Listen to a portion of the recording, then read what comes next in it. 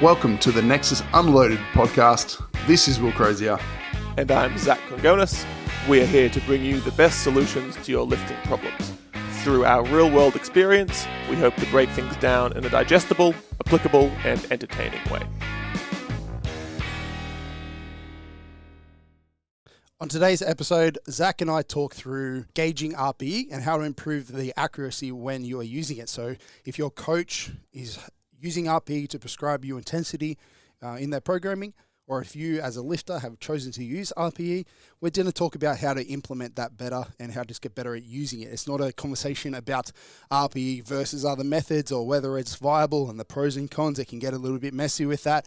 It's just literally how to get better at using it if you want to. I also just wanted to quickly add that the Nexus Powerlifting Coaching Mentorship Round 2 for this year, submissions are open up now. So if you want to be involved in that, if you are a powerlifting coach who wants to get better at powerlifting coaching, jump on the website or hit me up on Instagram and I can get on a phone call with you, a one-on-one phone call with you and discuss whether it's for you and we can make that happen. Enjoy, guys. So what are we talking about today, Will? What are we doing? Why are we here? Before we get to what we're talking about, I want to know how your lamb is. For a bit of a backstory, the people actually don't know what the lamb thing is because in the last episode we filmed, we tried to talk about the lamb 3 or 4 times, but you didn't manage to get it out. For various reasons, technology induced, and also just a lack of substance. But basically, from what I gathered, there is a small dog-sized lamb that frequents the park that you walk Jack at, and you have made somewhat friends with it. Yeah, so the first time we met it, I stayed away. I was like, look, this lamb's doing its own thing. Second time, I got to pet the lamb. It was real soft. It was very, very cute. Having a nice chat to the owners. Apparently, it's illegal to have a lamb in a residential house in a city. So they're just flaunting the law. They're just out there like gangsters, like, yo, fuck you, cops. We've got this lamb. Can't do anything about it. They were talking to council, and once it gets past a certain age and size, it becomes illegal. Then they have to eat it. Then they send it to, like, Uncle Davo's farm. Someone did. I mean, either way, Jack did not know, for reference, Jack is my sausage dog. Jack did not know what the fuck it was. He was like, why are you I was about to say, how did Jack get on? He was real confused. He was like, what is this? What are you? That is a fluffy dog. Well, that's what I thought when I first saw it. I was like, what the fuck is wrong with that dog? And it was lame. It bit my hand too. They have real flat teeth, but a decent bite. Okay. In case you're wondering. If anybody out there, practical advice from that story, if you have a lamb that you have the opportunity to pat, they are aggressive. Be careful. Don't stick your fingers in its mouth. Yeah. Goes without saying. But was it like playing with the other dogs and shit? Like, was it having fun? No, I was just freaking out. I was like, it was just like, it did not know. There was like 4 dogs running around this poor lamb, and the owner kept picking it up. Okay. It looked concerned, and it kept trying to get out of the park. Yeah, I've heard it from you've sent us a few times. It's been there from what I've gathered. So so the parents are like, okay, my pet lamb is freaking out. It hates going to the park. Yeah, we're just going to keep taking it. Fuck you. We're bringing it in. Fuck Loving you, it. You're going to deal with it. Stephen, you're coming. Yeah. You're going to learn to love it. I thought that would be the most appropriate name. Yeah. Okay, I'm done for that. What else is going on? Not a whole lot. Training. I think I figured out. I've been complaining about a fucked up shoulder for a while. Do you know about this? My left shoulder is completely gimp. I didn't even know that you broke your spine or whatever when we filmed the Eugene episode. So that's a very fair point. I got lots of problems. Not many people know about them. Keep them to yourself. I'm reasonably sure that my shoulder's given out from deadlifts, not my spine, which is interesting. I think that because the left shoulder's so rotated in when the pulls get heavy, it's like she's stuck there. It's so internally rotated and forward that I can't get overhead properly. Yeah. Well, I mean, we talked about weightlifting and the demands on the shoulder with Brendan a little bit, but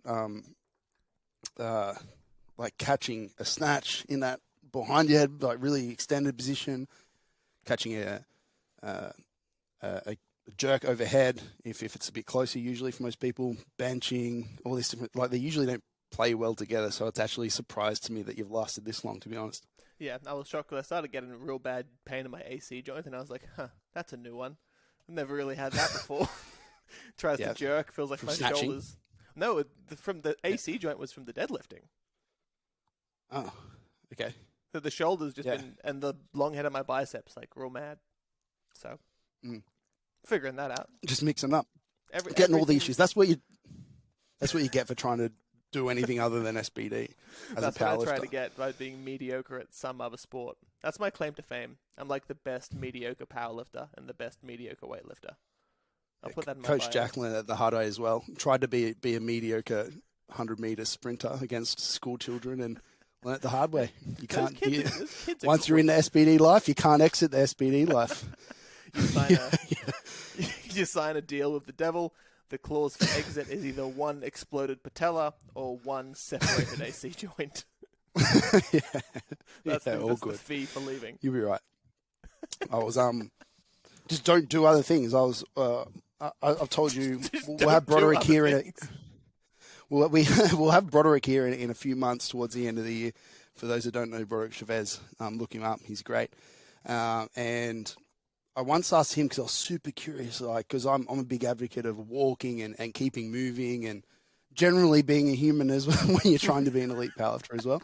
And he has a messed up foot. He has a history of injuries with his foot, and it's a bit. What did he do to it? Was it from the leg press, or was that? We'll have to get him to tell that story, but I'm not sure. But he's messed it up in a way that like he kind of has to hobble around. He can't walk quite properly, and it always was like, fuck, man, like the way he walks must be uncomfortable. It must be causing issues. Like surely, like up at a knee level and at a hip level and at a back level, it's got to be messing some things up. And because he still squats and deadlifts and does some heavy shit. So and then I asked him, I messaged him and said, what, like how do you get around this? How do you walk around and then not feel fucked up all the time? And he replied to me, he's like, I just don't walk. He's like, I cut walking out of my life as much as possible. So he he just tries places, like walks to the squat rack, squats, and absolutely minimal movement outside of that. So yeah, if it's not, so the moral of this is if it's not squat, bench, deadlift, just don't do it. Find yourself. This is a horrible lesson for listeners though, because you absolutely can live a very healthy, normal life. No, that's it. You need those little scooters from Wally, and then you just go straight to the squat rack. You squat. That's the dream. Back in the Wally scooter, back on your cruise ship into space. Yeah. Well, let's move forward. We're actually getting to it's a juicy episode today. It's a juicy problem because it is for some reason dividing, and I have no idea why it's dividing because it's a very silly thing to argue about or be divided for, but it's the problem that we have here from a listener is around RPE, and as soon as you say RPE, you need we need like evil organ music. Dun dun dun. Yeah, it's no, okay. No. Well, not quite, but it's the only one we have. Good enough. Yeah. So the problem that we're having today from our listener is the question is I'm having trouble gauging my RPE, as in like being accurate with RPE. How can I improve it? So rather than do what everybody probably wants us to do and argue about the intricacies of RPE, the validity of RPE versus percentages and crap like that, we're actually going to focus on the problem at hand. We're going to focus on answering that question, which is around the accuracy of RPE. So if you actually just want to use RPE, which is you have every right to, how can we make you better at using it? So, yeah, let's cover RPE a little bit. Let's exactly what it is before we dive into that. But without going down the rabbit hole, though. Yeah, so yeah, I'll let you take that. Like, what is RPE RR for the people who just don't know that, and how do people use it in programming? How do we use it in programming? How do you use it in programming? So RPE is a god-awful, teeny-tiny acronym for rate of perceived exertion. And it's realistically just a way of either auto-regulating your program or quantifying how hard something is. That's really, in its basic sense, a scale of... I mean, what's the actual RPE scale? Like 5 to 20? Like, there's a proper one, then the 1 to 10 one that everyone's like, we'll use this one. There's a couple of different ones, but in essence, it's rating something from a low number to a high number. High number is death, low number is reasonably easy. And it's just a way of quantifying per a number how your shit felt. Yeah, Same how thing hard with something RIR. is, how you perceive the effort for it. Yeah, in powerlifting we use it in adjunct with the RIR, which is repetitions in reserve. So it's directly related to that. So we use a 1 to 10 scale.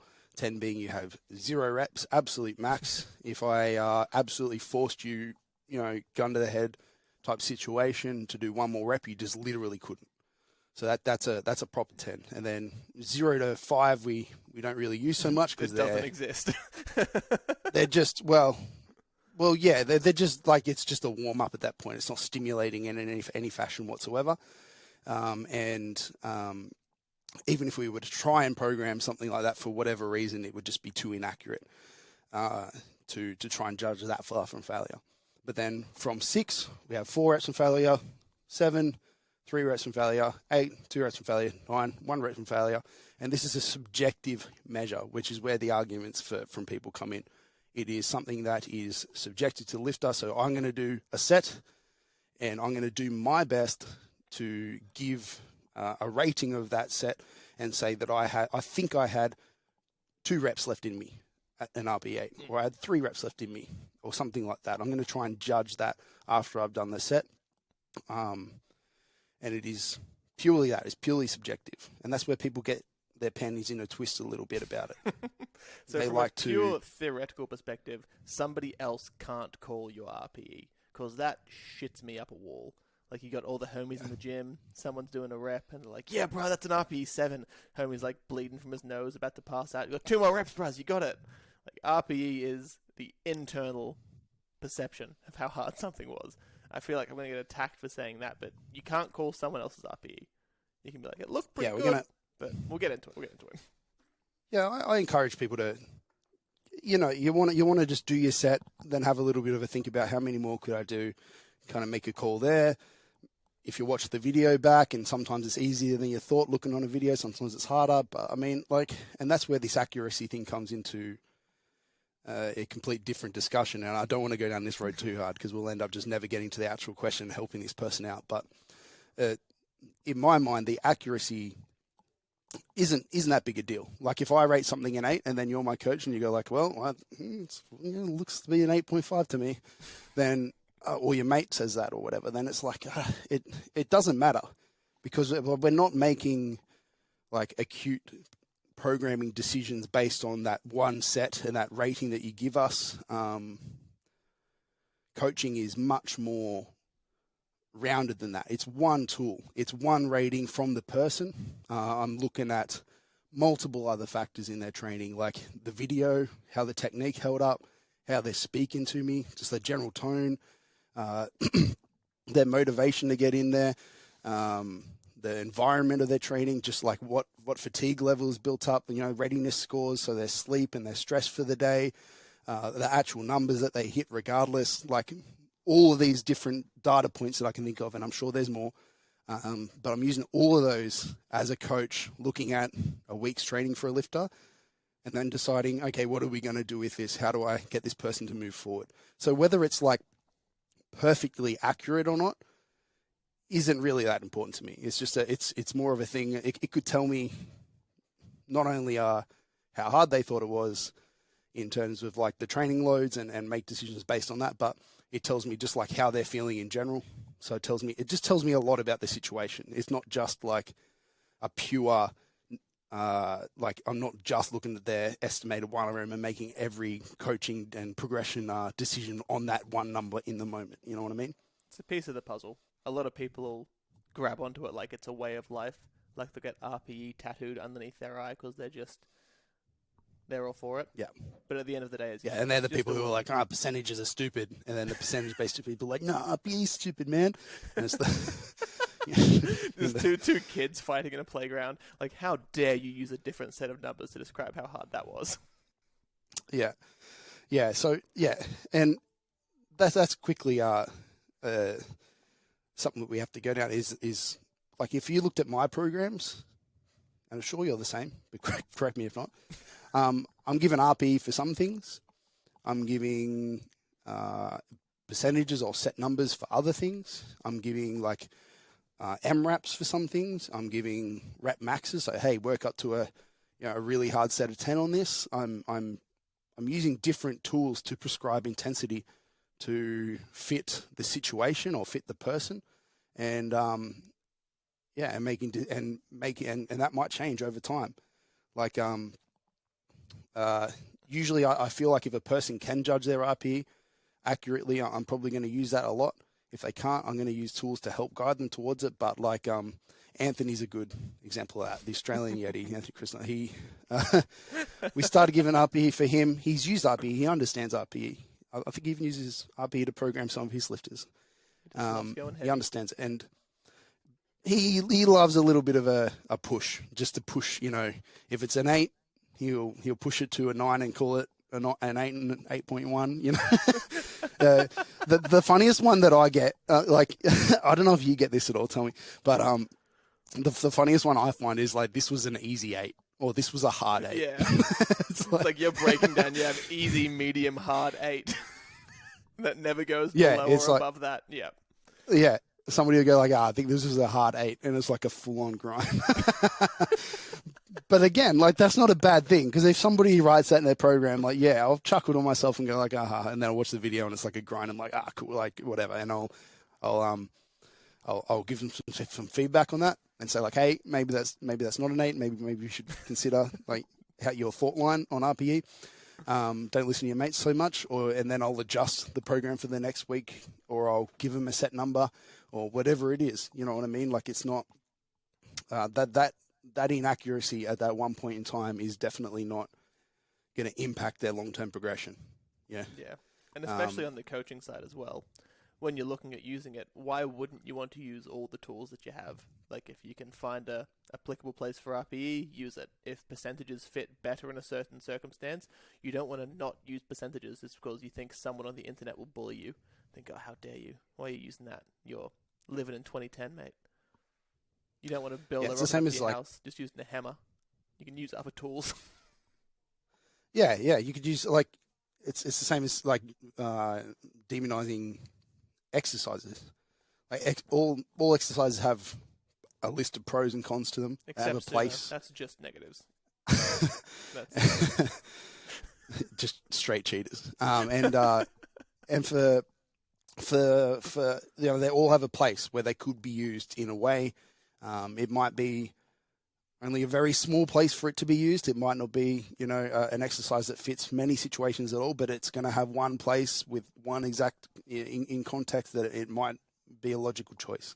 So there's pros and cons to all this stuff. But let's actually, I'm going to let you just go into a little bit about just auto-regulation and just to tie off this thing before we get into the accuracy thing a little bit, but just to tie off this, just auto-regulation in general. What is it, and why is it important that we, even if we don't want to use RPE as a programming tool as a coach, or whether we don't want to get programmed that as a lifter, like why is it important to maybe understand RPE and auto-regulation anyway? Like how does it make it better? Yeah, I think the thing with auto-regulation is that everyone's had some experience with it, even if you've never heard of RPE before. If you've ever walked into a gym and thought, oh, I got on the beers last night, I feel pretty shit, I might pull back 10%, that's auto-regulation. It's kind of just paying respect to the fact that there's lifestyle factors, there's a whole lot of other shit that's going to come into play outside of your training, and it's all going to have an impact. Some days you're going to feel great, and in those instances, making hay while the sun shines is generally a good idea. You can push a little bit harder. Usually with programs and with stuff we're writing, 5 or 10% either side, or a bit of leeway depending on how they're feeling, what's going on in their life, can be a really useful tool. And just as an athlete, understanding that I have quite a few people who think if they go off the program in terms of pushing the numbers down because they feel terrible. They feel bad about it. Like they feel like they've fallen below the expectations of the coach. And I know that you've definitely had people who've had that sort of mindset. And it's about understanding that, cool, you have unique insight into how you're feeling as an athlete. I can't jump into your skin and say, oh yeah, you've only got 6 hours sleep, you must feel terrible, cut the weights back. In each circumstance, everyone's going to have their own perception of how they're feeling, and that's really what autoregulation is. The ability to pull back or dial up depending on how you're feeling. And that's really what RPE works off. Yeah, and whether, even if you are never programmed an RPE in your life, and this comes down to the accuracy thing and we'll get into it, but if I program you a set at 100 kilos and there are lifestyle factors that have come into it that have you feeling a little bit under the weather for our day, then I want you to have the awareness as a lifter to pull back the weight a little bit or push the weight a little bit on a good day or whatever. Like you said, having a little bit of room to move, just having the ability of knowing what auto regulation is, or at least, some coaches would say, no, I don't want you to do any of that. I just want you to stick to the program and not push it too hard. And that's fine. But like if say I program you a set of 100 in this scenario, and like I'm expecting based off your max and based off the percentage that I programmed, I'm expecting it to be, like an RPE 7-8. I'm expecting it to be like kind of hard, but not like crazy hard grinder reps and stuff like that. Now you as a good client, you go and just follow that to a T, even though you feel a little bit under the weather and it ends up like a 9-10, it's like really close to failure. It's really hard, way harder than I expected it to be as a coach. Like that might be what I want from you. I might want you to follow the program directly, but I still want that feedback from you. I still want to know like, hey, this is way harder than it was another time I did it, or it was, than I thought it would be. Like that's really important feedback to have. So even if you do have set numbers or set percentages, I would still highly recommend to learn the RPE scale and just write like on my set one of 5 at 100 kilos, it felt about an 8. And then, the second set felt this or whatever. And just write it in the notes of your program and give that as feedback to your coach, because it's super useful. It's super useful and a super important skill set to have. Like to have that awareness as a lifter, as you get more and more advanced and as this fatigue trade-off from sets becomes, much more important, or as you get to like the back end of a prep and fatigue management is literally like the name of the game. Like all these like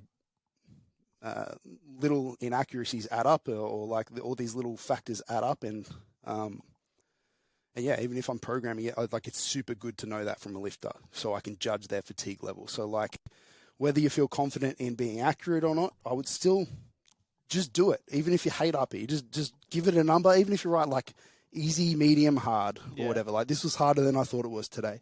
You don't even have to use the numbers if you don't want. But some form of understanding how hard shit is fucking useful as fuck. What were you going to say? I was going to say that. I was going to mention, just using any form of descriptor. You could replace an RPE scale with easy, moderate, really difficult, death. It'll do the exact same I know people thing. that use colours. Like green is easy, yellow is medium, red's hard. That's such a good idea. Like, that would be so that'd be so satisfying looking at a program. You see everything's just red line. It's like, yes, we're doing good. Yeah, I think that's a good spot to leave it before people get on their high horses and start, talking about RPE, whether RPE's validity as a tool or not. Because we could keep going down that road, but I just feel like it's a silly argument. It's not helping anyone. You can use it. Once you understand that, hey, you can pull things back or push things forward depending on how you're feeling, and RPE is a way to gauge that and put it on paper for somebody else to understand. That's it. You understand those, you get RPE. Now the question is, how do you get better at doing RPE and get better at gauging those If you things? choose to use it, let's do it. Yeah, let's do it. So if you do choose to use it, or your coach wants you to use it or whatever, how do you get better at gauging the accuracy of it? So like, first of all, like I just want to put out there like what factors come into the accuracy, because sometimes like you might be the best RPE judger in the world. Like I don't know how, like you've gone on your your Jedi journey and traveled into the mountains and, meditated for hours on end to get you can do it to super 4 good decimal points. Yeah, you've become a master of RPE. Even then, there's still other factors that come into the accuracy. So, like your readiness would be the main one. So, like how stressful of a day it was, how your energy is, like your fatigue levels from previous sessions, or just the day in general, whether you had a good sleep the night before, and then actual factors to do with the program. So, like the exercise that you're doing, but if it's a set of squats and a set of leg extensions are going to be easier or harder to judge.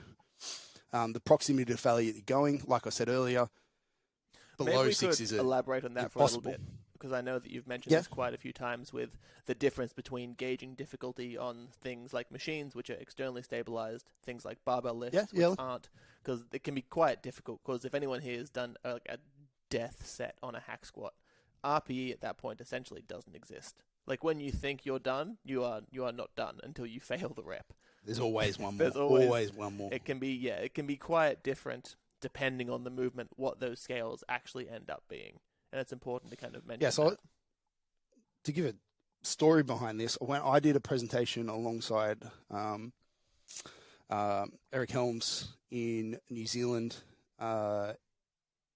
which was mainly theory, it was unrelated, but one of the things we did during the practical was like a practical experiment along, like to show this. Just chuck some dude on a leg extension. Just killed him. Similar, yeah. So everybody had, the room, the people that were attending during the practical segment, we did 2 exercises, deadlifts and barbell curls. Nice. The only 2 you need. On the deadlifts, I think we were aiming for like a weight that was relatively hard, around a 5-6 RM, something like that.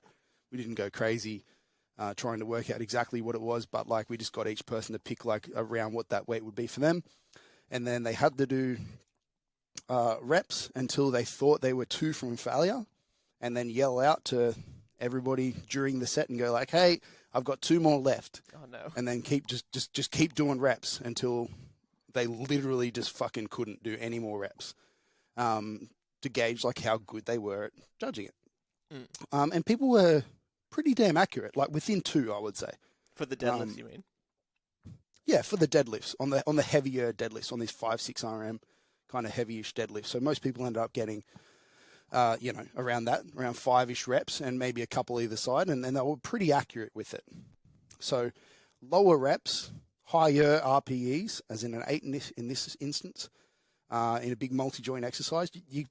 Most people are pretty good once they get past the novice stage. The other exercise, bicep curls, that we did, we purposely underloaded it a little bit, so we were aiming around like a 20 RM weight on it. Picked an exercise that would be relatively close to that, and same scenario. You had to just rep it out when you thought you were 2 from failure. Yell out to the group, "I'm 2. I've got 2 more," and then just keep doing it until failure. Some people were like 20, 30 reps out. Like, it was unbelievable how bad people's accuracy was with that, because it was a single joint exercise. It was really, really high rep, and we were still relatively close to failure too in this. But the further you go away from failure, the more inaccurate you get as well. So this was a really good. Like, I knew that would be kind of the outcome that would come with it, but the fact that people were like so far out, like, like massive magnitudes. But I guess if you made that barbell heavier and heavier, they'd get closer and closer to guessing it. They would get more accurate. Who's actually sat down to like a hard set of 60 curls? Like, not many people know what that feels like, unless you're Rich Piana, rest in peace, King. Like, unless you've gone to those numbers and those ranges and areas, it's really hard to tell. Because I'd have trouble gauging that. The point of that is higher reps, harder, more like single joint exercises, harder in my experience, and the further away you are from failure, as in, like, if I said, do an RPE 6 on your bicep curls or whatever, like on a set of 20, way harder again. So the lower on the RPE scale, the more difficult it's going to be to judge. Now, does that really matter? Because if I'm programming an RPE 6 for, say, a squat during a deload week and they undershoot it a little bit, like who cares? It's a deload week. It's doing the job anyway. And I'll take this into consideration. Like usually if I'm doing like technique sets, if I'm doing like a West Side speed day type thing where it's like 6 sets of 2 at an RPE 5-6 type weight, instead of giving RPE 5-6, I'll be like, oh, you do doubles at 75%, and I know that's going to be fucking easy, and don't go up. You take away that so like for error. Yeah, when I know it's going to be inaccurate, we change the programming tool. Yeah, I give a set weight. If I was programming a set of 30 bicep curls, you know what I would do? I definitely wouldn't write it at fucking RPE because like, right then I have proved people have absolutely no fucking clue, including me. Well over a decade into training. So just give them a dumbbell. I would just program. I'd program like an MRAP or something. Just go ham. Like literally go until you can't do anymore. So it's it's going to get the stimulus. That's actually a beautiful segue into one of the ways that you can improve one's accuracy towards RPE, using those MREPs and sets like that as nice little gauges to give them a snapshot of, hey, this is how hard if you pick up a 15-kilo dumbbell and go till you fall over. You now have a really nice reference point or a landmark to be able to make decisions on based off that. Yeah, so pretty common tool we'll use. For all my accessory works, they're generally going to be, set RPE 8, 9, 10. Like it'll be pretty silly. Like the outcome we want from them is hypertrophy, so it'd be pretty silly to program something that's far away from failure. It's not going to be stimulatory for hypertrophy. Stop doing RPE 5 bicep curls. Go harder. It's not helping. Yeah. So like most of my stuff will be either a rep max with MRAPs, or it'll be just straight MRAPs at a set weight, or it'll be RPE with an MRAP last set to help gauge, to help find failure. The last set MRAPs I'll very rarely, but sometimes use like how you said on a squat bench deadlift, if somebody's just all over the place. But again, I'd be more likely, because it is a little bit higher risk exercise, to just go, do 100 kilos and tell me how hard it was, and just get them a little bit more skilled at it, and then well, as you said, it's easier. It's just push them in the right direction. direction. Tell those differentiations between the heavier weights and the higher RPEs. You kind of want to set people up to succeed, not fail. Like if you're, as you said, you don't want to give people 30 set curls and tell them to rate the RPE. Use the tool that's going to promote that athlete to be able to undergo that task successfully. Yeah, and we're mainly going to use it for all these reasons in the skill work, in the SBD work, in the heavy work. And even within those, like you mentioned, the last set MRAPs, there are other ways which we can use to help guide people in the right direction. I like using like having a range. Like I want you to work between 100 and 120 kilos and you're aiming for like an RPE 8 type weight. If they get it wrong, they're going to be at max 10 kilos out or 20 kilos out. You know what I mean? Like it's not it's giving them a kind of area to play in. Ramping sets. I was going to say using the prescribed loads or the load ranges with the RPEs can just be a really nice way of narrowing that margin for error as a coach or as an athlete. Because as a coach, you kind of know what's going to be hard. And really, that's based off percentages more than anything. You give yourself a nice little range of percentages of what should be around an 8, because it narrows that focus for the athlete, and it can be very, very helpful. Percentages of previous weeks. Yeah. As well. Like, hey, you did 100 kilos last week. It was kind of too easy. So let's do a bit more this week. 10 kilos. Yeah. Like, it doesn't have to be that complicated sometimes. Using ramping sets is where I was going to go into next. So like having like 3 sets of 5 at 6, 7, 8. So often, like you said, low RPEs are going to be harder, but usually by that last set, people are starting to find their feet. And it's just a good way to ensure that they get kind of 3 shots at it. The first set, that was way too hard. I'm going to pull back, and then, it helps them find it. I find that useful sometimes. I really like using RPE caps as well.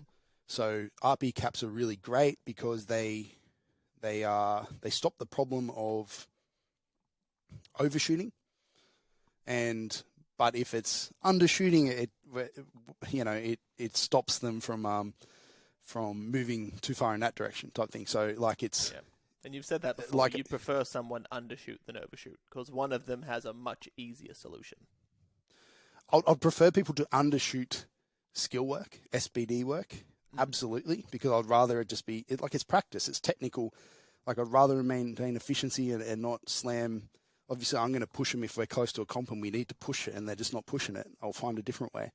But most of the time, I would be much happier if a person just, if they weren't sure, just play on the safe side a little bit when it comes to the skill work, when it comes to the SBD work. But when it comes to the accessory work, I'd much rather you overshoot. Yeah. And like I said, you can't really overshoot much anyway, because most of the time I'm programming like 8, 9, not 10. So like, even if I program it an RPE 8 and you hit a 9 or 10 or whatever, like to failure, it's not really going to impact the outcome of the program in any meaningful way, like your bicep curls or whatever. You're not creating that much systemic fatigue from that.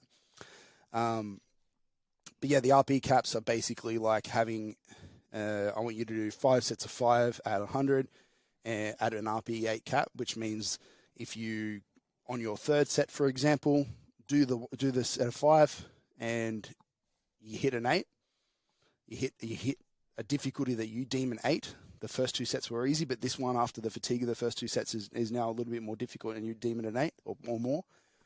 You drop the weight, usually 10%, but whatever percent you want. Yeah, whatever percent we give, and then you do the remaining sets at that weight. Yeah. So it's just still kind of like stops people from pushing too hard and overshooting too hard.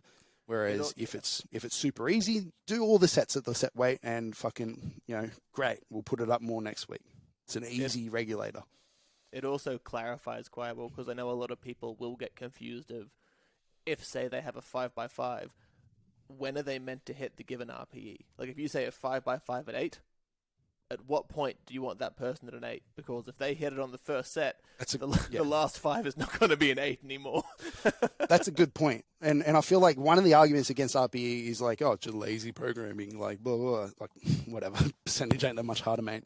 But I think that is a little bit lazy sometimes. Yeah. There are places for it, but you shouldn't be giving like 5x5 at 8.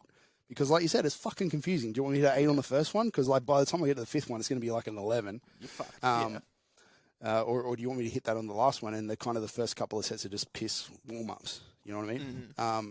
So I would, in that circumstance, give a set number with a cap, or I would have a ramping set, so like 6, 7, 8, repeat, or something like that. Or maybe we do top sets, down sets. So like first set, I want you to hit an 8, and then I want you to hit four sets of 5 at 10% less than that initial set. So there are many different ways that you can structure it to give the person a little bit more accuracy in that regard. And again, setting them up for success. Like the chance that they're going to be able to hit one set at 8 and do a decent job at working it out, that's pretty low. You had some ramping sets, give them more shots to figure it out. But yeah, if you're just giving someone a straight RPE for multiple sets and not qualifying where you want that fatigue cap to be hit with the RPE caps, you say, hey, look, don't surpass it. But generally, if you're just given a straight RPE and no real guidance, you're not setting people up to do well. Yep. Yeah. And this goes back to our initial talk. It's just a tool. It's just a tool. It's one data point. Somebody's for the coaches out there. It's one number on the sheet that's giving you an insight as to how hard something was for somebody. All the readiness numbers, or their tone when they talk to you, their feedback that they give you in general, how like they might say, oh, I rated it an 8, but then when you talk to them, they're like, oh, fuck, man, training was so hard this week. I'm feeling fucked. My back's just wrecked. My knees are on fire. And you're like, yeah, okay. Like, maybe we do pull back next week anyway, even though your RPs are looking good, It's just a thing that needs to be taken. Even sometimes people will underreport RPE. If they underreport RPE because they have a specific number in mind, I just wanted to get that in there. Like, if someone's doing a prep and they know that, okay, if my 270 is RPE 9, coach isn't going to let me try 300 in 3 weeks. So they chuck a 7 there, they don't film it, and they just pray. Like, it's something that you're only cheating yourself if you're underreporting how difficult something is, because you're not giving the coach the information they need to make good decisions. Yeah, and I would rather just somebody straight up tell me as well. Like, if you want to hit 300 on your deadlift or whatever, like if that's a thing that you want to do in training, like just tell me and we'll find a way to sneak it in there. You know, don't try and just like go like, oh, I know that you wrote 7, but like I really wanted to hit 300, so I just fucking YOLO'd it. You know what I mean? It's like, no, just let me know. You want to hit a 300? Like, I'm all for that shit. You know, I'm here to help you hit your goals. So tell me, and at least I can account for it. I can adjust the rest of the program to make that fucking thing happen, right? Or at least give it a time frame. At least say, look, you're not going to hit it this block, but block or 2, we'll give it an attempt. We'll let you load it up and yeet and skeet. But yeah, it's important to note.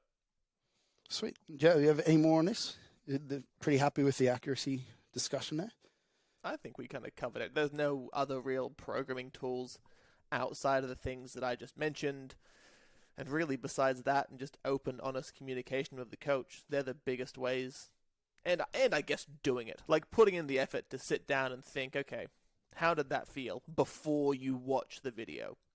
Because if you're doing your best to figure out how to gauge that RPE, sometimes the video can confuse you a bit or throw you off because it felt shit but looked easy, or it looked easy but felt shit. Try to pick that number before you watch it back and see if it matches up. And that's just practicing the thing. Yeah. Peer pressure comes into it a lot too. That should have been in the accuracy discussion when we said you know, the readiness, the proximity to failure, the rep range. There's more that affects. Who is at the gym with you? How much caffeine you've slammed? If you've had 3 of these bad boys before your set, guess what? Your RP is probably going to be a little less accurate. Oh, God. So there are so many factors that come into it. For me and Brandon were doing a deload deadlift session, and Krenitz was there, and he just said, "You guys should pull 300." Yeah, he loves an RP. We looked at each other and we tried to pull it.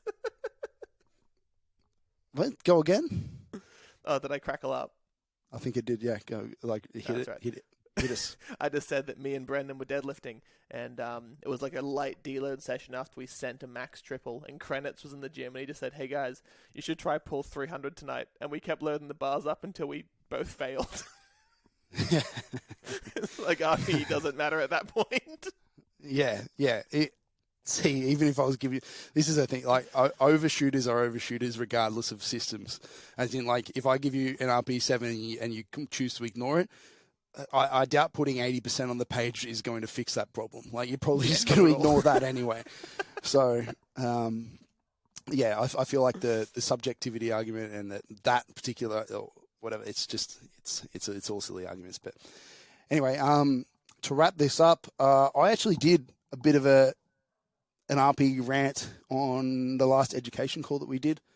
So for people that don't know, all Nexus clients, whether they're level 1, 2, 3 coaching, whether they're gym members, whether they're nutrition clients, whatever, you have access to a monthly education call that I put on.